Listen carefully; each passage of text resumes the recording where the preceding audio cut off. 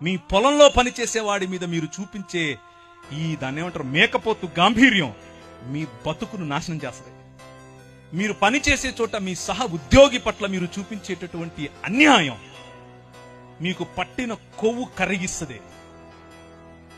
మీ సహా దైవ దాసుల పట్ల మీకు లేని గౌరవం, మీ సంఘంలో మీరు దేవుడు మిమ్మల్ని నాయకులుగా చేశాడు కనుక పాస్టర్లుగా చేశాడు ఏమనుకోకుండా నెక్స్ట్ టైం పిలవకపోయినా పనులా చెప్పేదే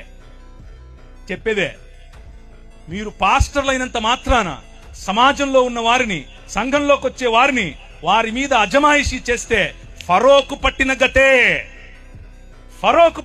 ఎందుకంటే మన దేవుడు, ఆయన హృదయం ఎక్కడ నలిగిపోయే ప్రజలుంటారో, ఎక్కడ వేయబడిన ప్రజలుంటారో, ఎవరి పైనైతే మీరు ఇంకా ఎక్కువ భారం పెడతారో అక్కడికి గద్ద తన పిల్లలను తన్నుకొని పోయినట్లు వచ్చి తన్నుకుపోతాడు.